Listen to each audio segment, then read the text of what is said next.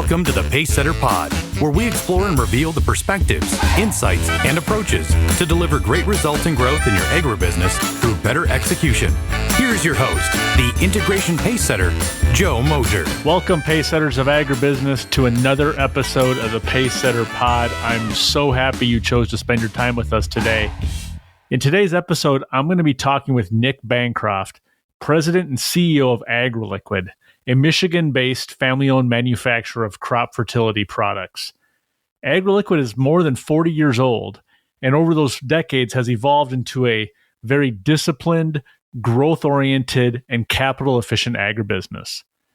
And as a fun extension of that continuing to evolve story, earlier this year, they had acquired a Humics specialist, Monty's Plant Food, to help accelerate their growth through adjacent and additive soil health and fertility technology that complements their existing portfolio, their culture, their capabilities, and what they're trying to do to help prosper the farmer. There's so much we're going to talk about today. What was exciting about this is, one, Nick is a very disciplined, explicit, and clear thinker. And as a first-time acquirer, in terms of acquiring a business to ultimately fold into the organization and actually execute that integration, he brought a lot of discipline to that.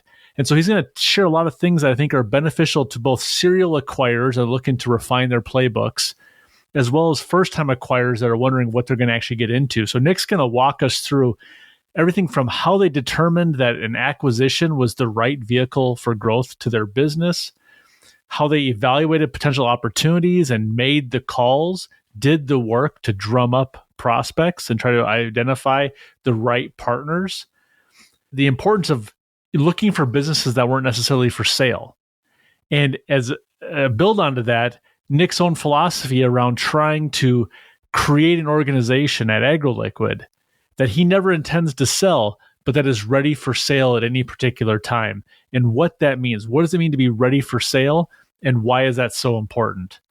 He's going to break down some of his early integration learnings and talk about how Humics sits within the wider scope of what they're trying to do, how that plays in with the biological space and what's happening in biologicals. There's just a ton here. So I'm excited that I finally had a chance to get Nick on the show. And with that, let's jump over to my conversation with him. Nick, welcome to the Pacesetter Pod. It's good to have you on today. Thanks, Joe. It's great to be here. Yeah. So let's start off. There's a lot of stuff we want to talk about today, but let's start off talking about AgroLiquid. You know, a Michigan-based value-added fertility crop product manufacturer, longtime leader in the industry and a significant player, well known in the state of Michigan. But for folks who don't have the benefit of knowing who you guys are and what you do, or maybe are less familiar than they should be or need to be, kind of give us the 101. Yeah, we're a family-owned business. We've been in business for 42 years.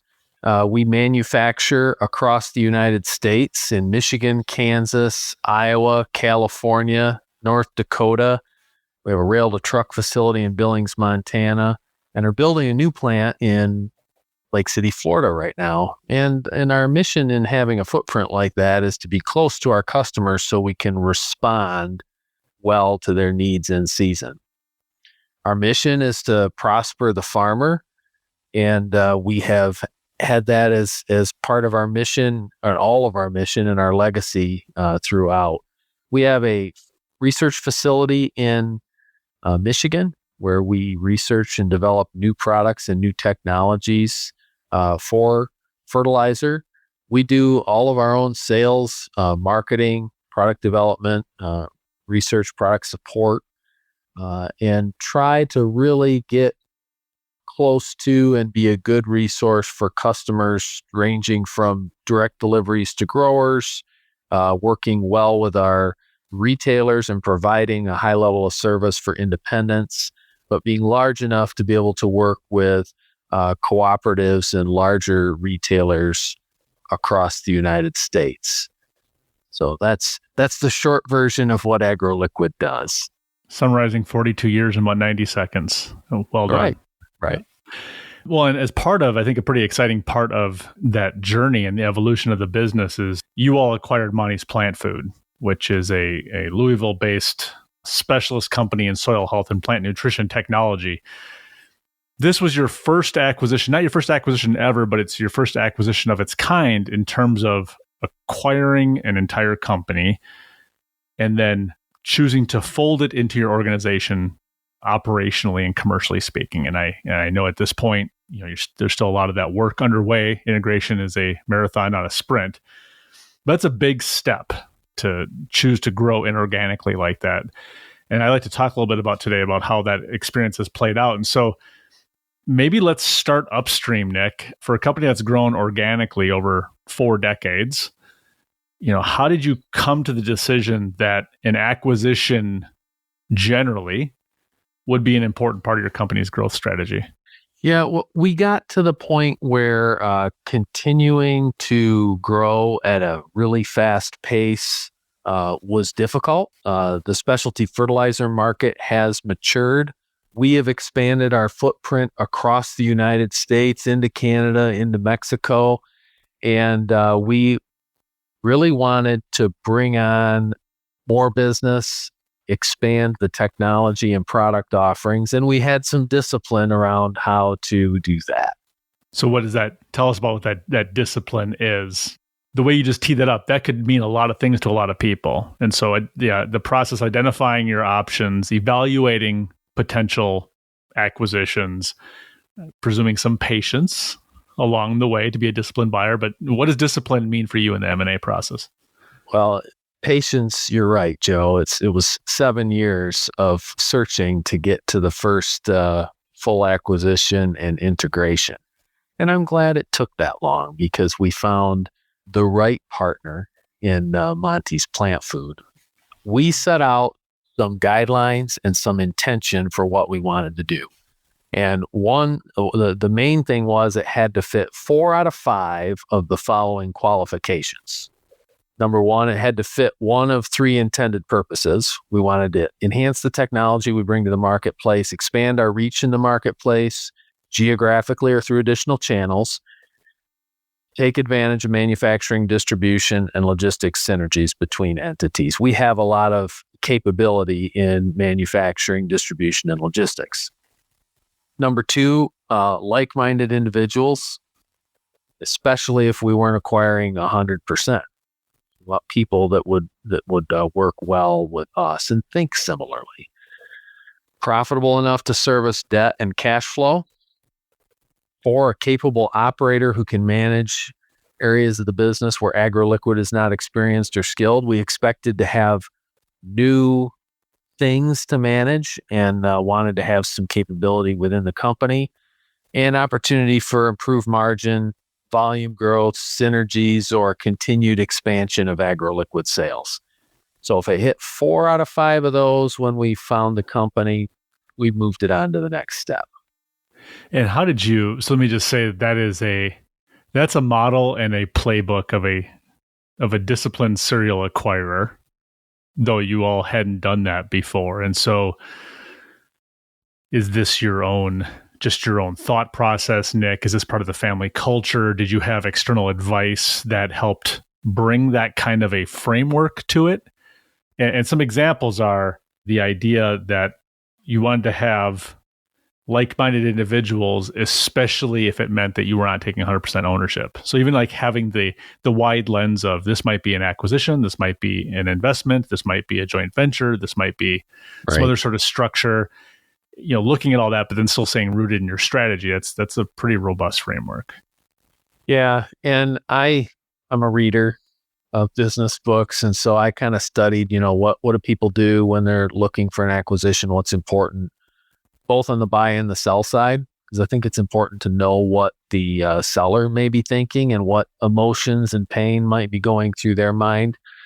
I've got a pretty solid peer group that we can test things through, but largely discipline came from our family. My 2 younger brothers helped manage the business along with me.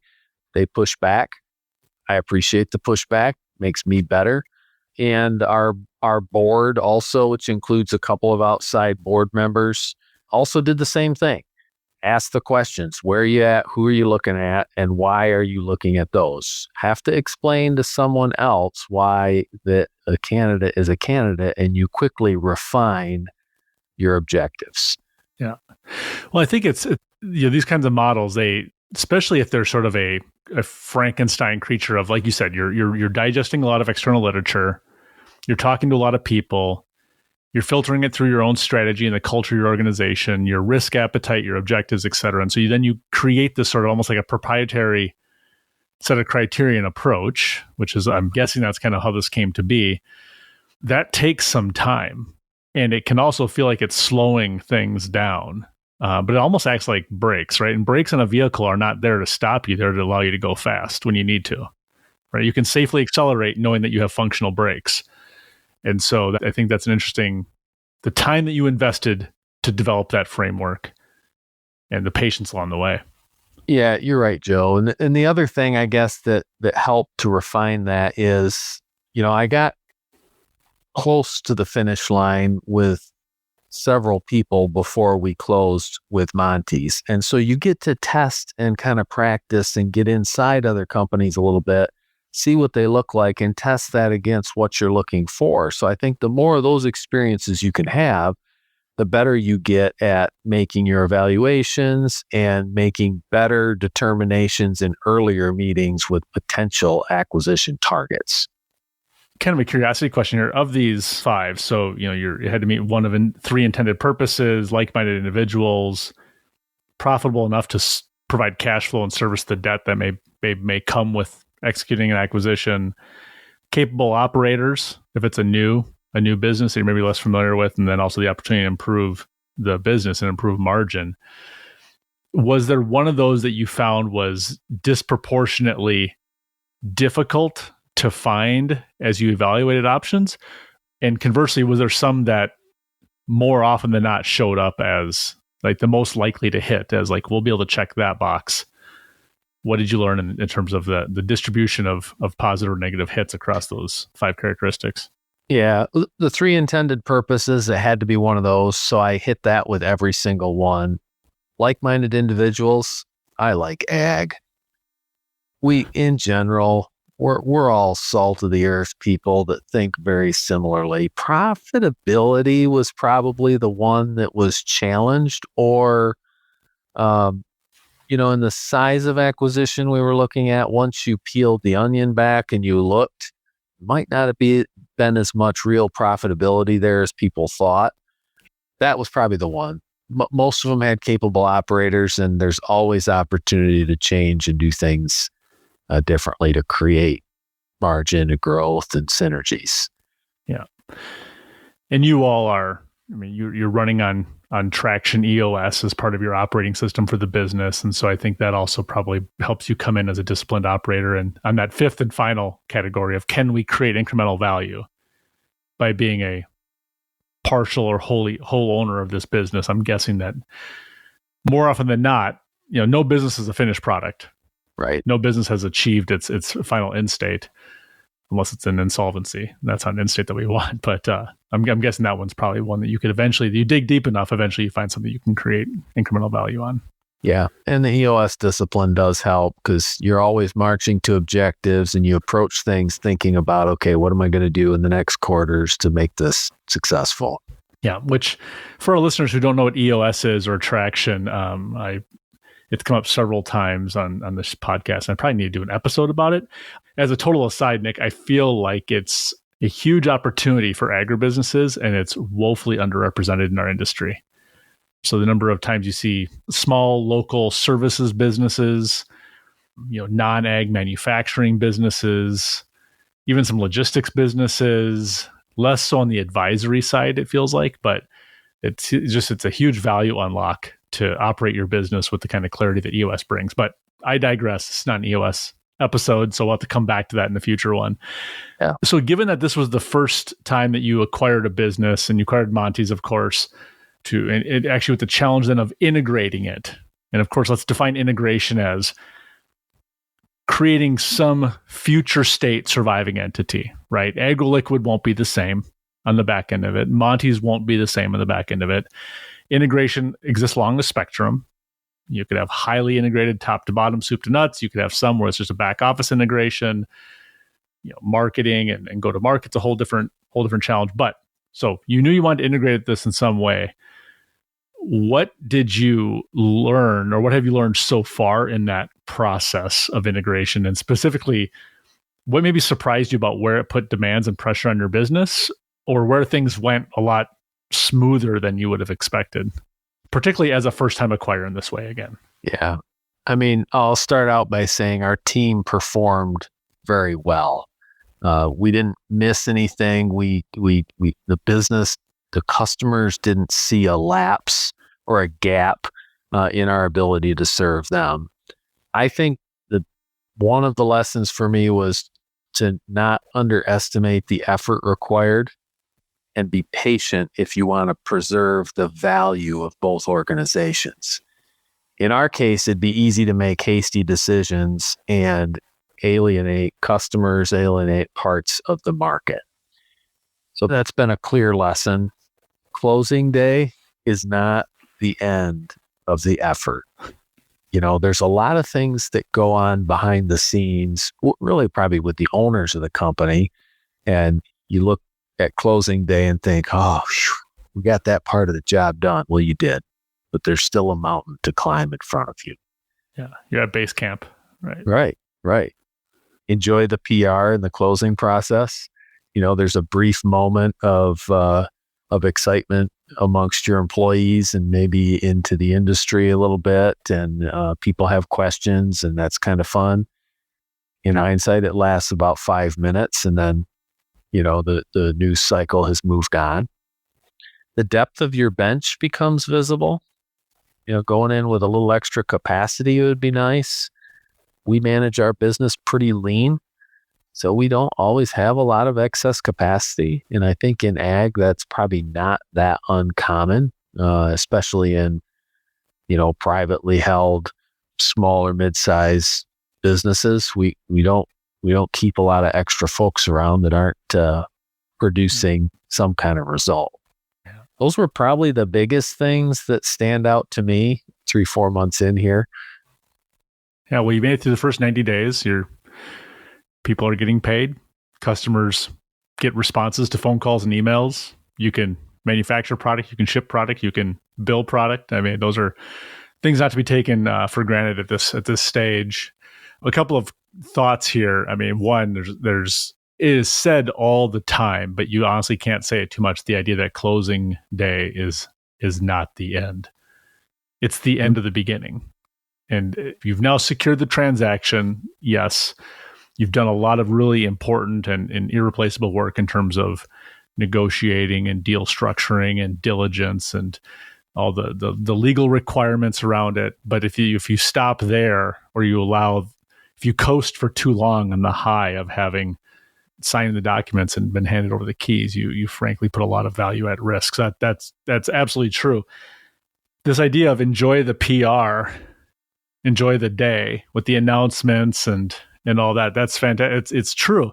And I'm also thinking here, we just wrapped up NCAA basketball season, and they talk about it's like an airbag going off. These kids, men or women, they win a game to advance. They're on an absolute high. And by the time they're on the bus, they're already watching film, because the next team they play, they probably haven't played that season.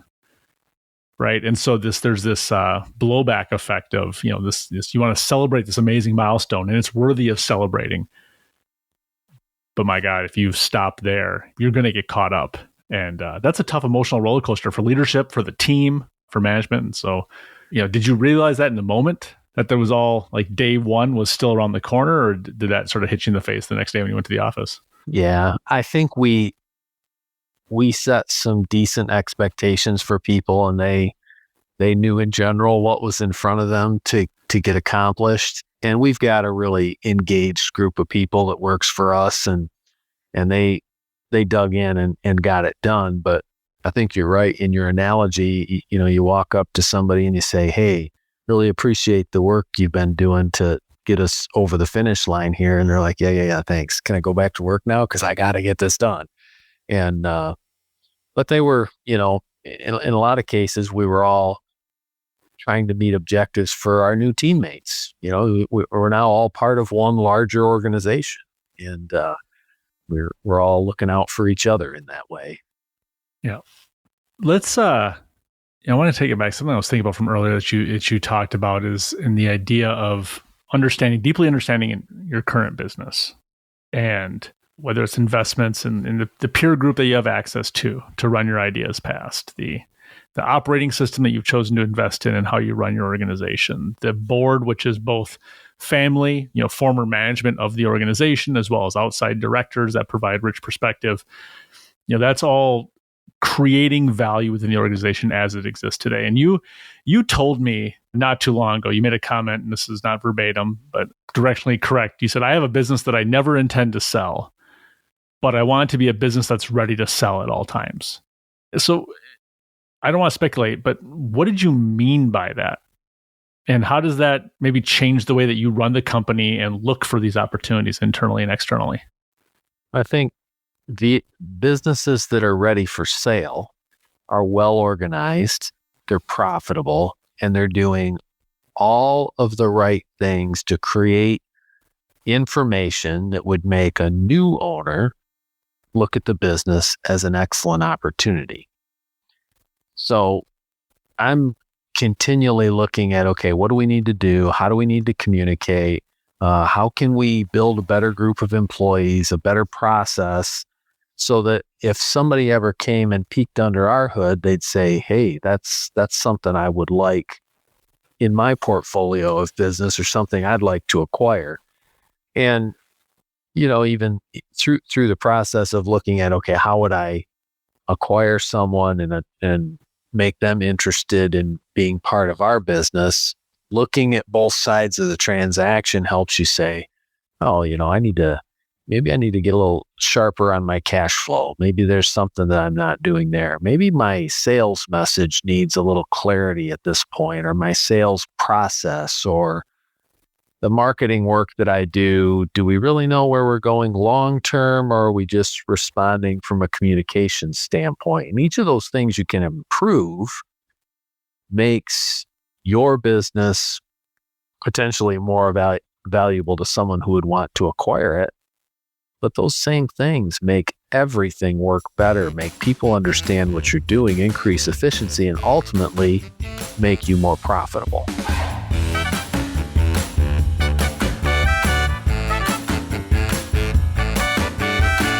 Poorly executed mergers and acquisitions destroy more value than they create. They can set your company back years. To defend your firm's position in the marketplace, you need access to the leading practices that unlock the greater potential of your people, processes, and systems. If you are undertaking a company transformation or pursuing an acquisition as a vehicle to grow, set up a call with Joe by visiting www.moshercg.com. What I'm also guessing, so much of the vibes, if you will, around a deal sometimes are, they highlight, you think about the diligence process, it can be somewhat antagonistic, either consciously or subconsciously, so because you're pointing out the deficiencies in the business that's for sale, right? Your adjusted EBITDA doesn't make any sense. These add backs are not justified. You don't have the proper management reporting available to properly assess gross margin on sales.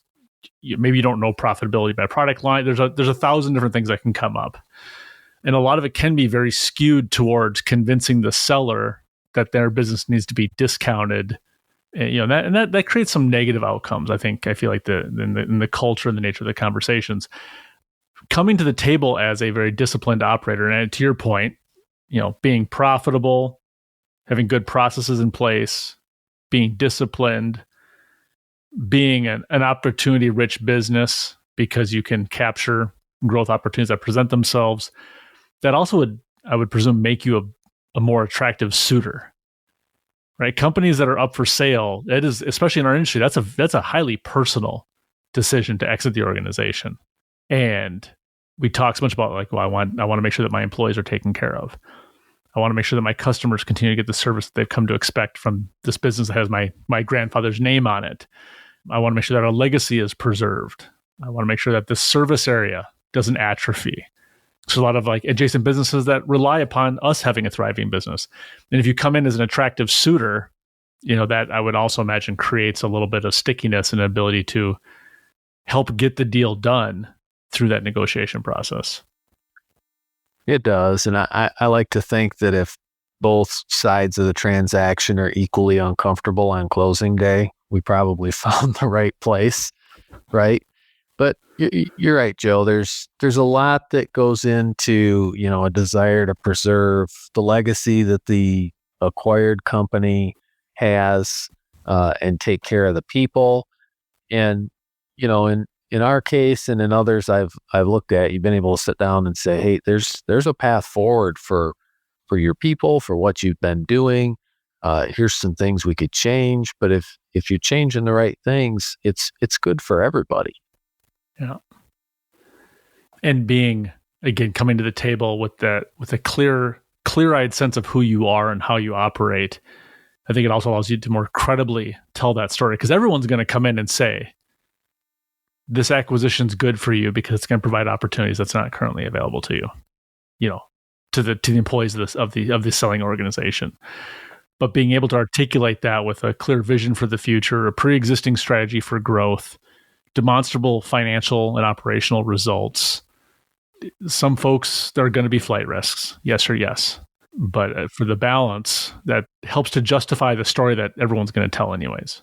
And in general, I'm looking for companies that aren't for sale. And so that first meeting is really me selling what AgroLiquid could do for the business they have and how we could take it places that maybe it hasn't been able to go, or we could do things for the people and the brand that haven't previously been realized. So that's a little different than coming to someone who's actively marketing the sale of their business. How much did that opening monologue from Nick change from the first company? And I don't know how many companies you actually approached between company number 1 and Monty's. You can choose to tell us or not. But how much did your spiel and your opening statements change from the first time you did that to the last time you did it? I'm guessing there was an evolution there in both your own comfort, the messages you chose to focus on, the things you saw that were actually points of leverage that people started to lean in and listen more. Yeah, I'd say I've done that more than 50 times, because a lot of the times the first discussion is, hey, we're adjacent in the marketplace. Can we have a conversation? And it's the same story you'd give a potential customer. Why would they want to be a partner with your business? Why would they want to invest in your technology? For us, our technology to help them grow a better crop. Well, here's who we are as a company. Here's what we do. Here's what you'll see if you work with our people. Here's how we expect our people to be. And this is why we're great. This is why the product's great. This is our promise to you for those products that you purchase. It's a similar conversation. It does get better over time. It gets a little more nuanced. And for me, it was the ability to speak a little bit about the big things for us was financial strength, manufacturing and logistics footprint, and product support. I think those are differentiators for us in the marketplace.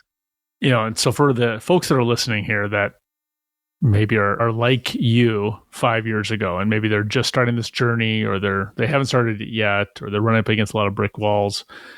This idea, I think it's interesting of chasing or looking for companies that are not for sale as an indicator of potential value, right? Mm-hmm. Roughly, how many times was the first conversation the last conversation? I mean, what's the washout at the top of the funnel? Half, maybe a little better than that. But I've joked with my sales guys, I've never done a sales role. Okay. This is the closest thing that I've experienced that feels like a sales role, because you get a lot of rejection. You've got to do a lot of networking. You've got to get a lot of first meetings, and your process, your call process has to be disciplined. It has to be rigorous, and it has to be good. I'm still maintaining communication with people that I've talked to throughout this process, because not now is often an answer. The future could hold an opportunity still, but you have to maintain some kind of disciplined and regular contact. And it's a great opportunity to keep talking to great people, just like it is in sales. Yeah, no, that's a great sort of parallel to draw, because there's so much emphasis needs to be on, if you're looking for building relationships, trusted relationships with whether they're your direct grower customers, whether they're channel partners, supply chain partners, whatever it is, if you're looking to build long-term relationships, you don't measure the success of a call on whether or not it resulted in a sale.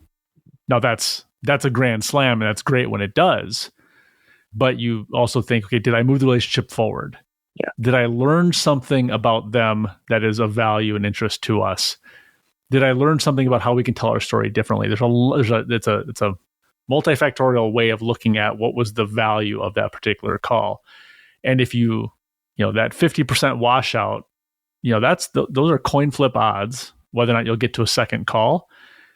And that's hard to kind of keep your dauber up and say, okay, I'm going to keep doing the research. I'm going to keep coming to these approach meetings prepared. I'm going to continue calling on businesses that I think are worth talking to. And if that first meeting is in fact not the last, but there's not an obvious next one, you don't let it atrophy. You don't let it die in the vine. You keep the conversation going. And because to your point, sometimes the persistence or the demonstrated values of, I said this is about relationships, and here's the relationship, that can foster into something several years down the road.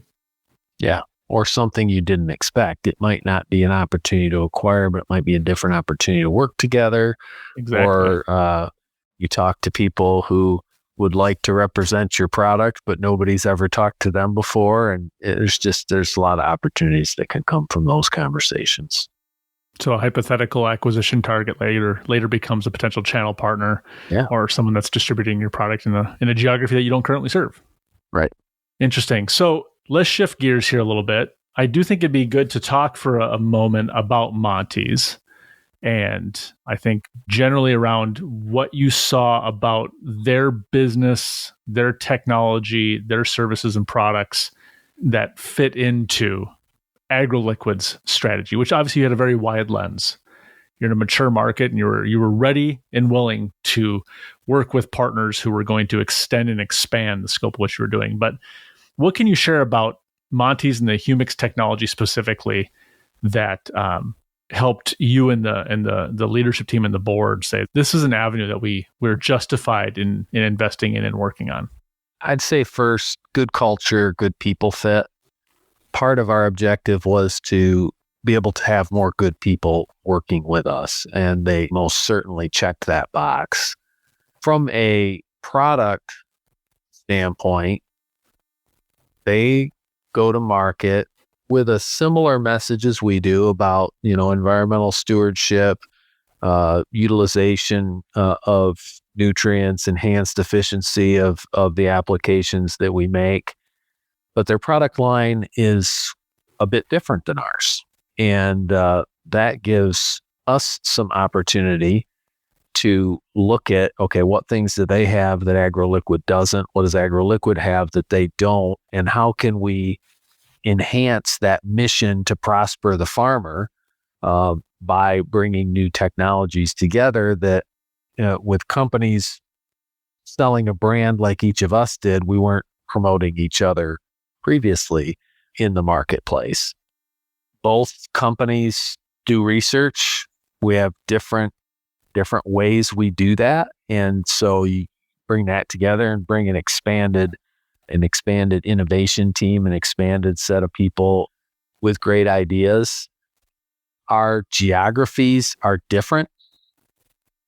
Even though they overlap some, we're serving different areas and different concentrations. So there's some opportunity there. They do some more international business than we do. So that is something that we can bring in. They do online home and garden product sales. And while we have some products in that space, we aren't really marketing them. So we got a couple additional channels out of that. We got some definite similarities. We have the opportunity to leverage our manufacturing, our logistics, our warehousing capabilities that we have as AgroLiquid to get their products and manufacturing of their products closer to the end user. get a call from a grower that wants their fertilizer. They want it today or tomorrow, or they don't need it, so you have to be there when the demand is there. So being the person that's never done a sales role, that makes a lot of sense. It's a pretty broad distribution of value drivers, channel access, learning more about the international distribution, buying into basically an online home and garden business that's smaller scale specialty products, leveraging your own manufacturing logistics platform and network. If we kind of step back though, and I'm going to get out of my depth here pretty quick, Nick, so give me some rope, but I would argue that, soil health is having a moment and has been having a moment for the last several years at least. And so as I look at this, AgroLiquid is, as I said at the top, value-added crop fertility and soil fertility business. And so, obviously a core part of your organization is working to enhance soil's ability to support plant growth, right?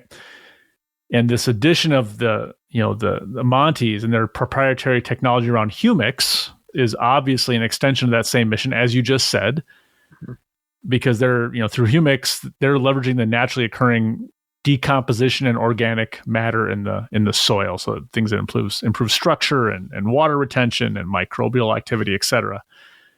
Is this all kind of the same as biologics? Is it different? If so, how? I'm just wondering, because there's so much investment and focus and marketing around the opportunity for biologics and biologicals. And I'm wondering if this now positions AgroLiquid as a parallel channel for soil health with different technology, or frankly, have you now gone in knee deep into that competitive biological space? Yeah, I feel like it's still adjacent to what we do. As a company, we're using things that are biologicals to help the products work better. It doesn't matter what you put out. It matters of what you put out, what gets into the plant and has a positive economic response. Growers out there, they're looking to do the best thing they can for their crops, for the environment, for that food source. And if we can provide solutions where they can achieve excellent economic returns, they can put out less product, they can build their soil for the future and continue to figure out how to increase yields, we all win. The benefit of having fertility coupled with organic products and natural chelates and things that make products work better is that you have a base to get that product into the field at the right time and have a good result for that plant. And I think you have to look at a systems approach at the whole package in order to get a successful return for the grower. And what AgroLiquid has done historically is done the research to demonstrate this is how you use it, this is when you use it, this is where you put it, and this is what you can expect to see if you use it this way. Is there a natural symbiosis there with the messaging from Monty's in terms of how these, and I know it's early and you may still be evaluating product compatibility and the efficacy once applied, but they had a similar message, and now it arguably would create more aggregate value in the form of fertility blended together in some format, depending on the use case and soil types? Yeah, that's the hope, a hope to create a more streamlined application process for the grower, opportunities to create additional later mid-season applications as crop yields go up to achieve higher yields. But you got to do the research to figure out how to make it all work. And you're right, Joe, we're in the middle of that right now. Yeah, you can jump to the marketing messages, but it's a hell of a lot more credible if you stay rooted in your innovation and R&D capabilities that have already been part of who you operate. Yes. So we've covered a lot of ground, history of the company today, your decision to pursue M&A, your process to pursue M&A, what you learned in the integration steps, your philosophy around running a business that's ready for sale, even though you never intend to sell it, and even some of the background around why this is exciting and new and different and opportunity rich for AgroLiquid and Monty's. Anything that we didn't touch on today that you want to highlight? we plowed an awful lot of ground today, and I've enjoyed the topics, and I think we covered a lot of things. Yeah, I agree.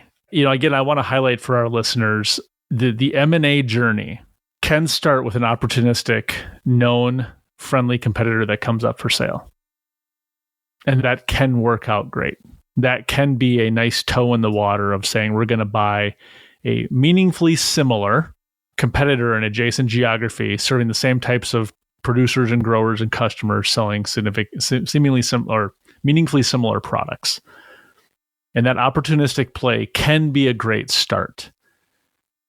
I do think, though, that there's a lot of long-term value that accrues to you if you look at your market, and as Nick said at the top of the show or near the top of the show, at some point your market starts to mature. The growth trajectory of your business is going to maybe not plateau, but it's going to slow, maybe below expectations and below where you need it to be. And predefining some criteria. Nick gave us his. Everyone's going to have different ones, but having a process, a framework, a lens through which you look at acquisitions to say, who would be the ideal target? What would be their characteristics? Rather than going to the market and saying, who do we want to buy? What would need to be true about anybody in order for us to feel like that was worth us spending our time on to get closer together and maybe ultimately start working together? And that journey can start anywhere. It can start with external advisors. It can start with a book at the library, anywhere in between. But I think the time that you spend up front to understand how it adds value, why you would pursue it, and what would need to be true is very important advice for all of us. Similarly, absent M&A, the idea of what would make my business the most attractive product, should I be choosing to sell it? And then working towards making it so is going to generate returns, not because you're ultimately pursuing an exit, but because the things that, to Nick's point, the things that make you an attractive business for sale are the things that are making you an attractive business for your customers to continue to transact with, and banks to lend to, and talent to work for, and supply chain partners to want to collaborate with. And so this is a little bit of a reverse engineering of the process, but think about what an ultimate exit would look like and divine a future for your business, operationally speaking, from that, and you'll see a lot of value unlock in the process. Nick, I really like the AgroLiquid story. I love what you guys were doing across the country, and particularly for Michigan agriculture, and the opportunities for partnership and employment and talent development that you provide right here in the state. And I also very much appreciate you taking time to join us here today on the show. Thanks, Joe. It's been fun. Fantastic. Well, thank you also to our listeners for tuning in today. If you like what you hear, I ask you to do a couple of things. Make sure you subscribe to the podcast if you haven't done so already.